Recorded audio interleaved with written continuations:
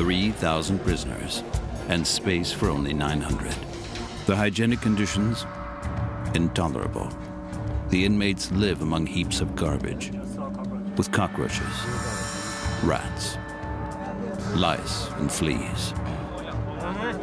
I'm scared of catching the plague, or leprosy, or some other terrible disease. I'm afraid I'll die in here.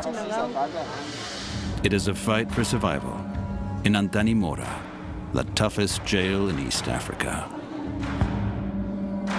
The Maison Centrale Antanimora, a prison with an infamous reputation, known by its inmates as the horror jail. It is the main prison of Africa's desperately poor island state of Madagascar. Hygiene is a foreign word in this jail. Garbage and refuse everywhere. Leftover food rotting in the sun. Open sewers. And rats everywhere. Scurrying around, even during the day. The prison authorities can do nothing. There is no money. A high risk. Rat carcasses lie around. Diseased animals dying in the sun. A haven for bacteria and viruses. Madagascar is one of the few countries where the plague is still a problem, causing dozens of deaths each year. Fleas, infesting the rats, transfer the deadly pestilence to people, and the prison is a paradise for rats. They intend to do something about it. A group of men from the Red Cross and Madagascar's Pasteur Institute. In a barracks outside the prison, they plan to go on a rat hunt with traps. Traps with poison to kill the plague fleas infesting the rats when they run through, and traps with bait for the rats themselves. According to the organization, the number of rats in the prison has risen sharply. The situation is becoming critical. Imagine if there is a case of plague in the prison. You have seen the overcrowding of them, so the epidemic can just spread like that very, very quickly. The fear? A plague epidemic in the prison would also spread to the capital, and then throughout all of Madagascar. Fear of the plague is also making the rounds in the prison, as if the health of many of the inmates in East Africa's toughest prison wasn't already bad enough. The infirmary of Antanimora. Even this is far from a sterile, germ-free place. Charities and relief organizations have been criticizing these conditions for years. The prison is rife with malaria, skin diseases, bronchitis, and tuberculosis. It is a hopeless battle for Antanimora's one and only physician. We don't have any medicine here. I have to stress this. We have received no medicine over the entire year. I do what I can. Sometimes we get a few donations, sometimes the nuns bring something, but that is seldom. The infirmary doesn't even have any paracetamol, and a pregnant woman is waiting in the anteroom to be examined. Nor is she the only pregnant woman here. The women's block of Antanimora, about 250 female prisoners, from thief to multiple murderess.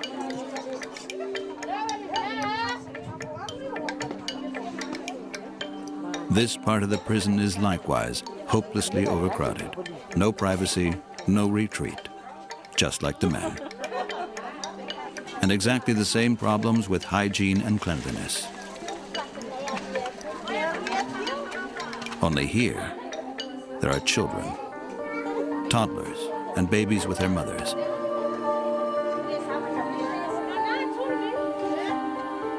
Even pregnant women are incarcerated. Noeli Soa, 28, a cook, is serving 2.5 years here for fraud.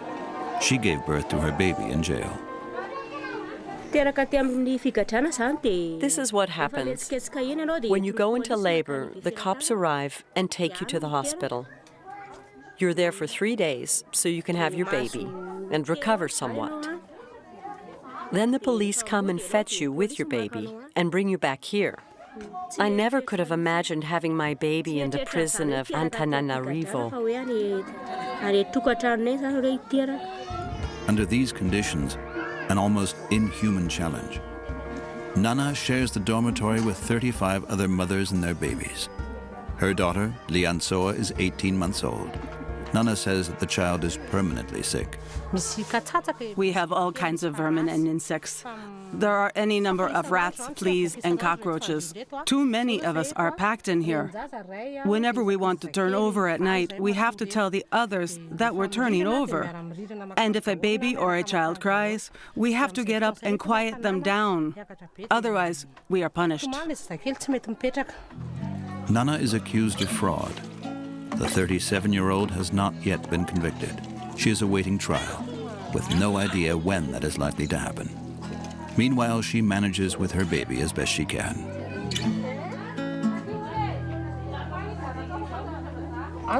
They only let you see a doctor if you're on the verge of death.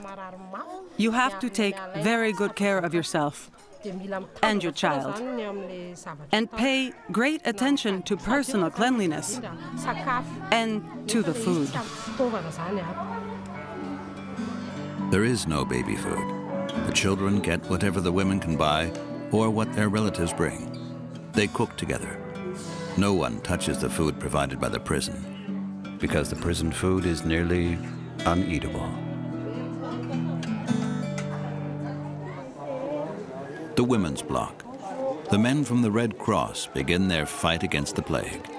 They set a good 36 rat traps. Everything is carefully planned.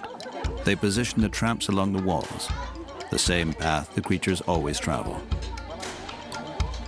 The female prisoners with their babies and toddlers regard the activity as a small shimmer of hope in order to at least prevent the worst. I hope that there'll be less sickness, and above all, no plague, and that it gets cleaner here, more hygienic, after they catch the rats. In the men's block, the men from the Red Cross set the traps considerably later, for good reason. Evening falls in the central prison of Madagascar. The people from the Red Cross are now going on a rat hunt in the men's block, setting their traps in the 4 blocks of Antanimora.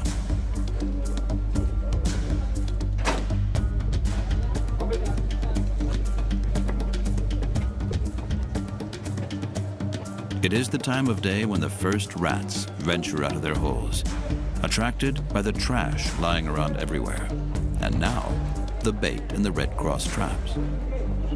Unfortunately, this is also attractive to the inmates.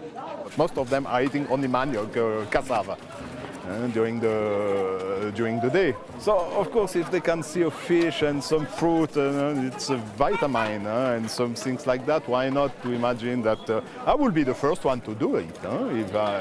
If I'm starving or almost starving, I would be the first one to do it, you know. So it's to prevent that. The food is for the rats, unfortunately, but not for the detainees now. That is why they only set the traps at dusk in the men's prison, after most of the prisoners have been locked up for the night.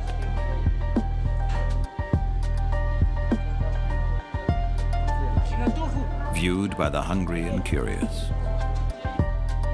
where they lie again tonight, shoulder to shoulder, packed together, on the floor, up to 150 in a cell for 30.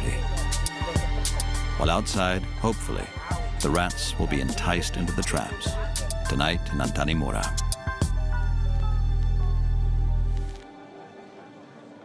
The next morning, the staff from the Red Cross and Pasteur Institute gather their traps.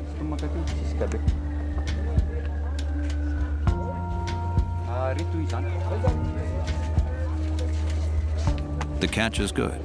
They have caught 80 rats last night alone.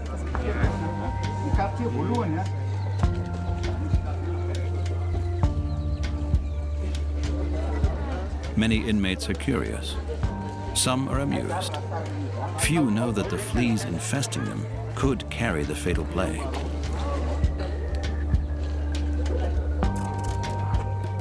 Now the animals await their death in a soap solution. Volunteers drown the rodents.